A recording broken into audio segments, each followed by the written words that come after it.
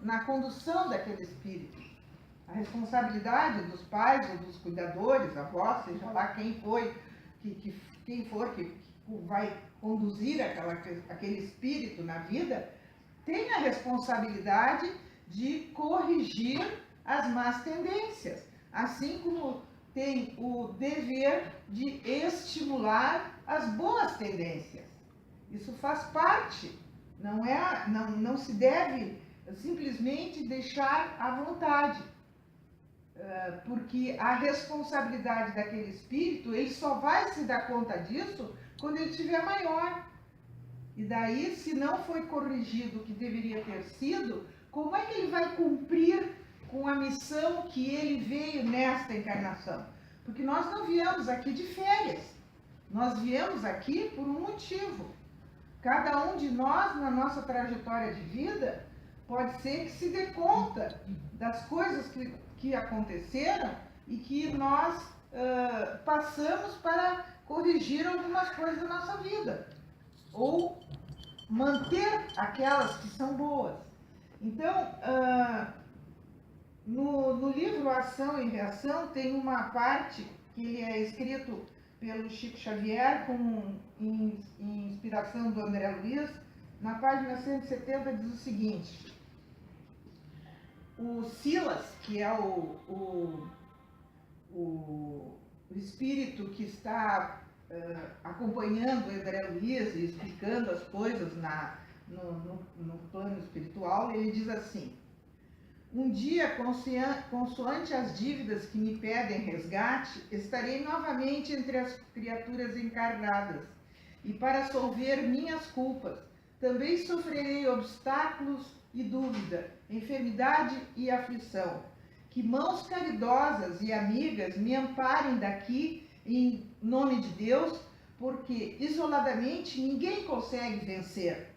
E para que braços amorosos se me estendam mais tarde, é imperioso movimente agora os meus no voluntário exercício da solidariedade. Ele diz isso porque estavam justamente questionando a ele, que já é um espírito mais evoluído, se ele teria necessidade de voltar a encarnar.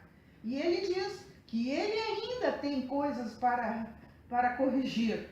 Ele é um espírito mais esclarecido. Então, todos nós encarnamos para corrigir coisas que nós precisamos corrigir. Porque quando nós não precisarmos mais corrigir, nós já seremos espíritos sem defeitos, anjos. Não vamos ter as asas dos anjos, porque isso é uma figura simbólica, mas é o nosso destino. Todos nós temos esse destino, que é um destino maravilhoso.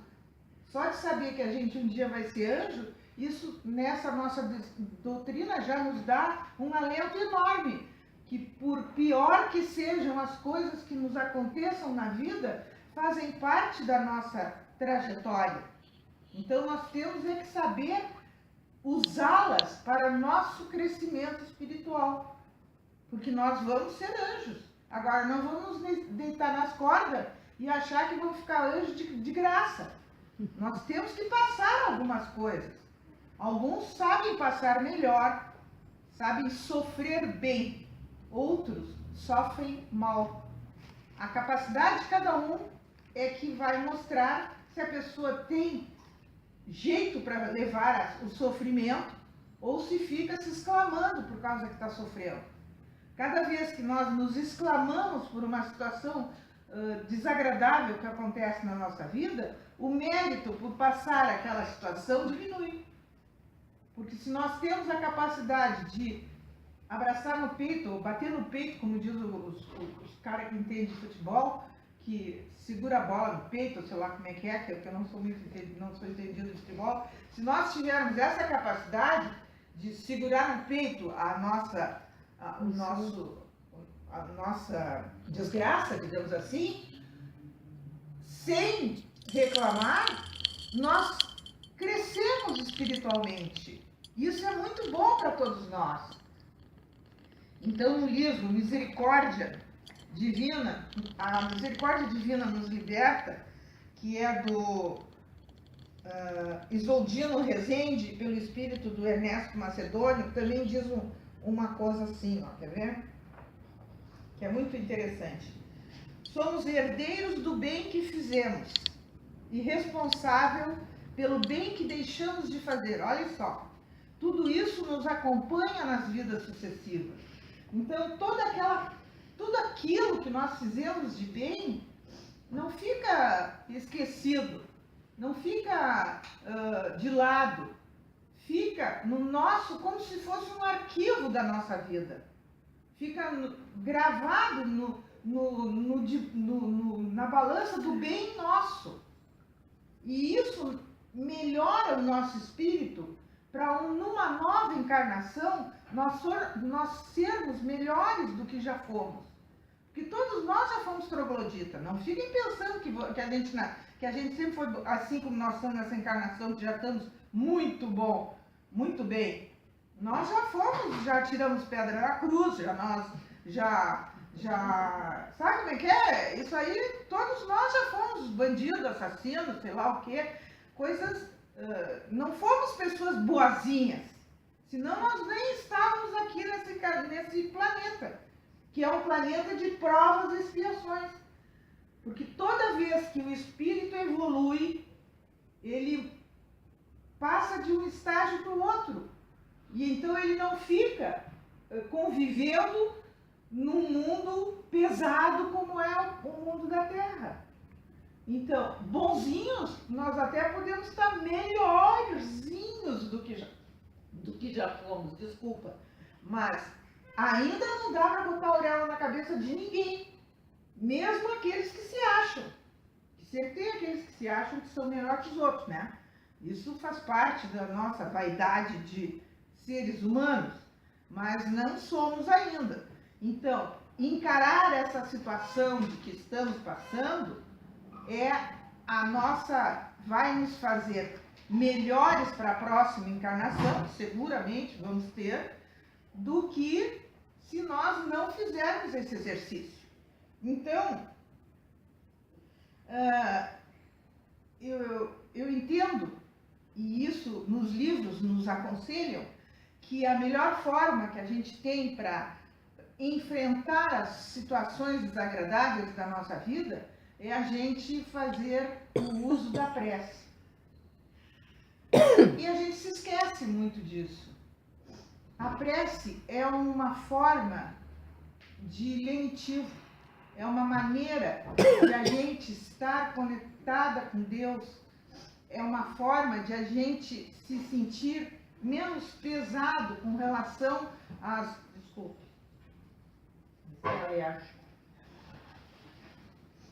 Resgatar, né? Então, a prece nos dá forças para a gente encarar as situações contrárias da vida da gente com mais garra. E nesse livro Emmanuel, do Chico Xavier, que fala sobre o Emmanuel e que foi ditado pelo Emmanuel, diz assim, ó, quer ver?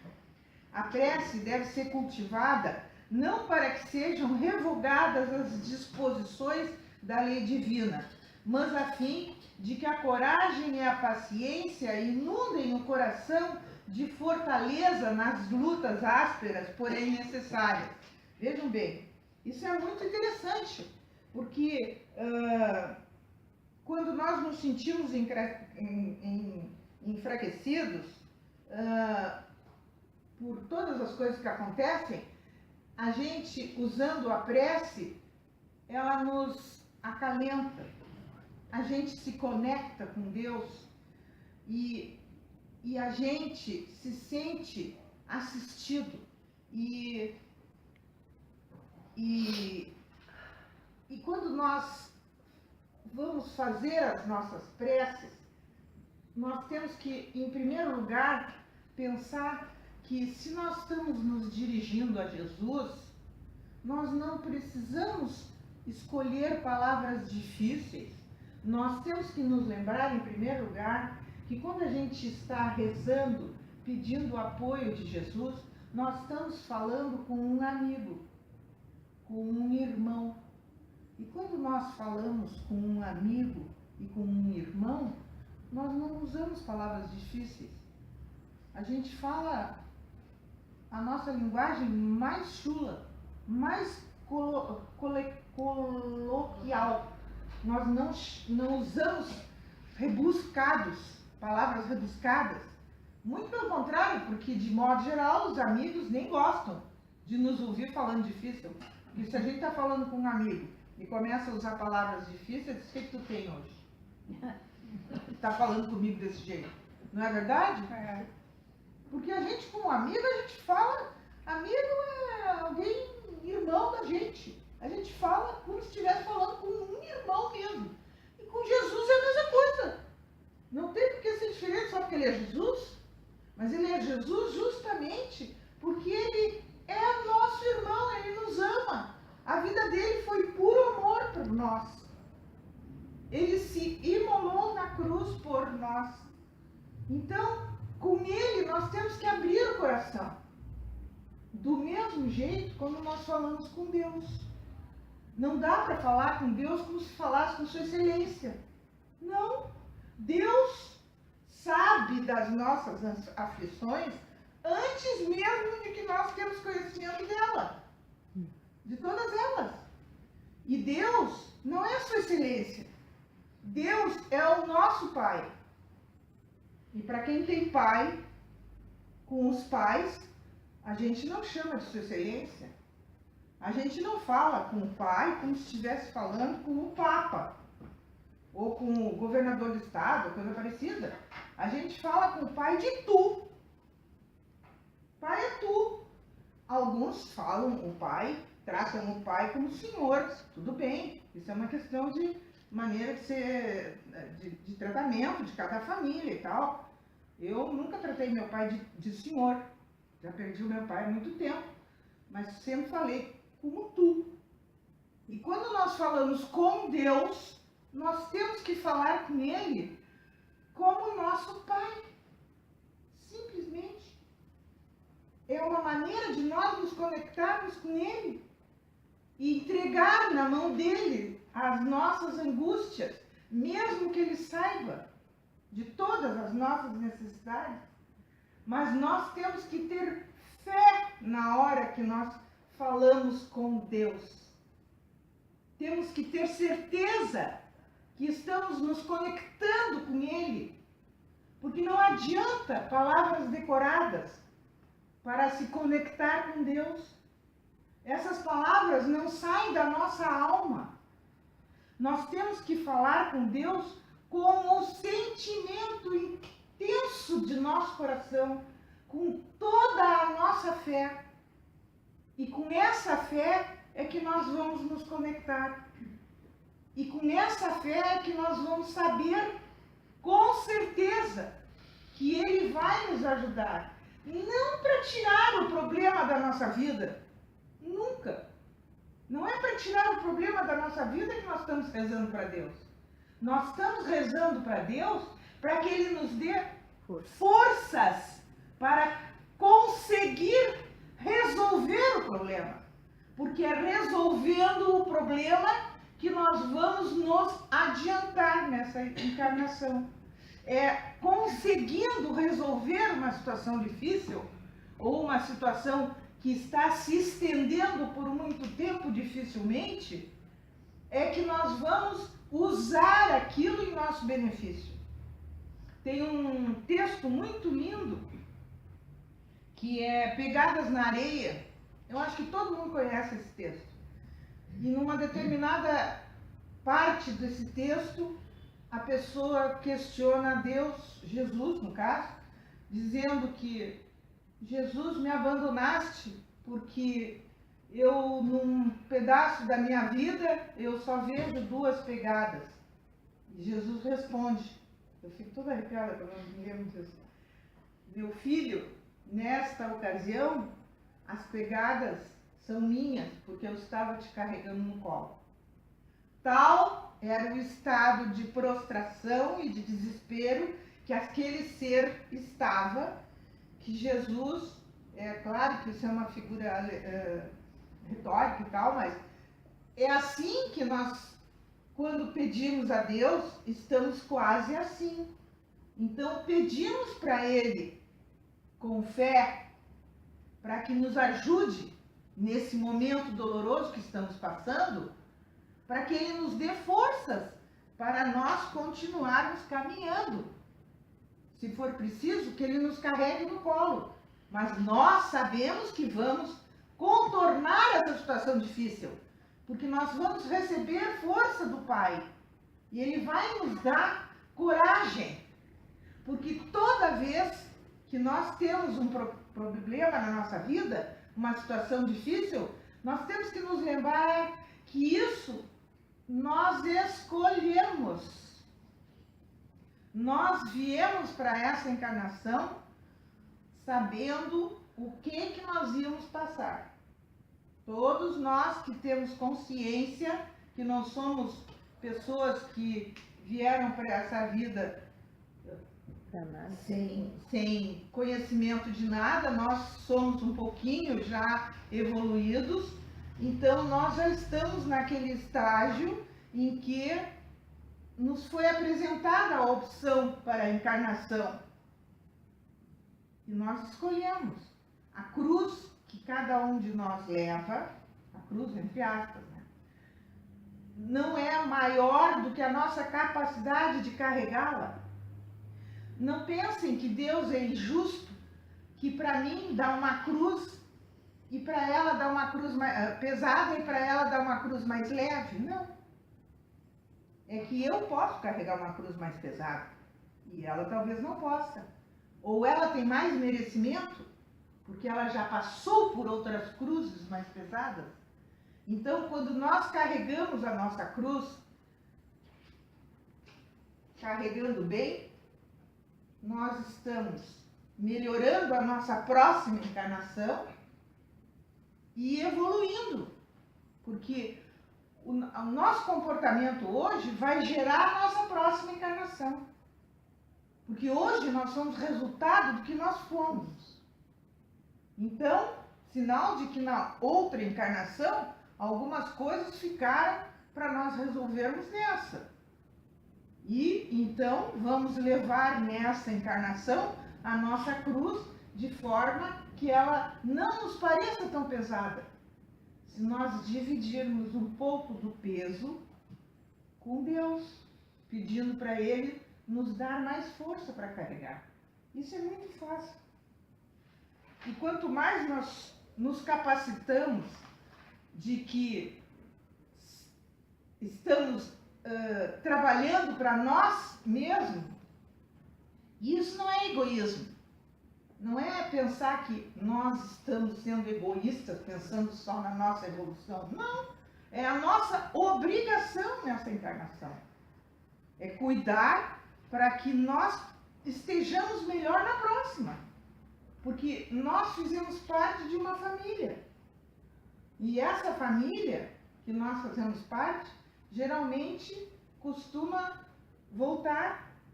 Se nós estamos melhor, as pessoas que estão conosco também vão estar melhor. Então, isso é um conjunto.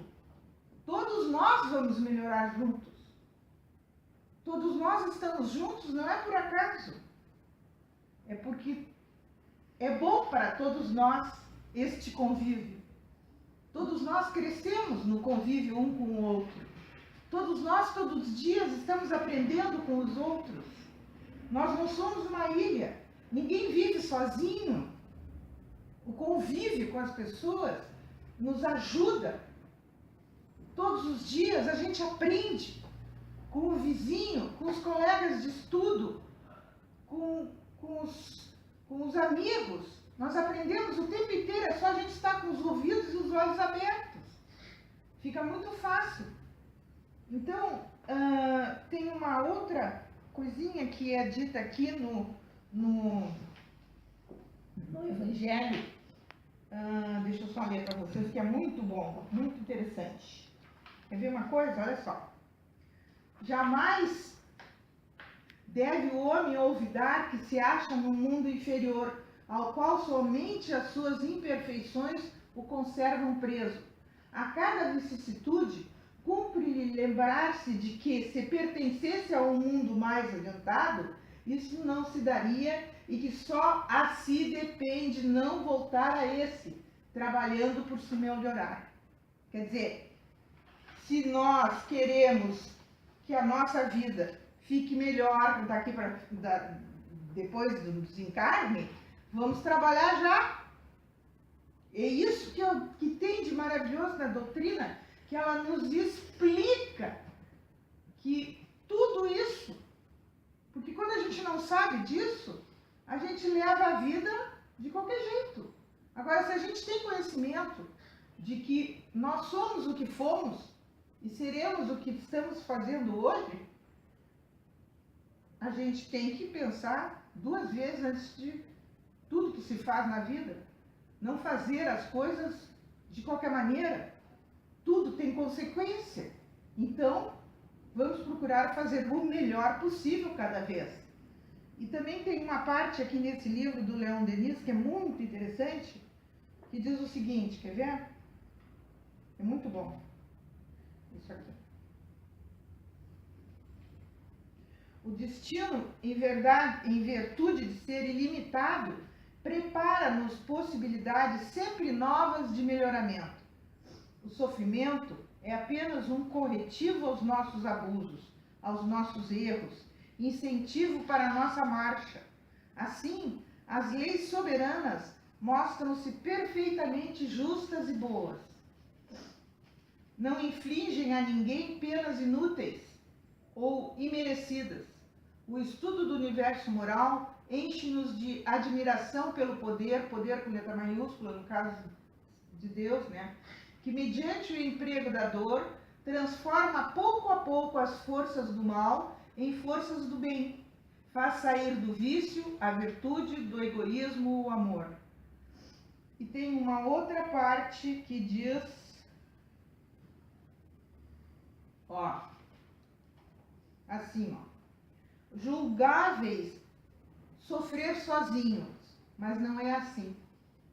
Junto de vós, em roda de vós, e até na extensão sem limites, há seres que vibram ao nosso sofrer, vibram no sentido não de ficar contente que nós estamos sofrendo, vibram no sentido de nos dar força.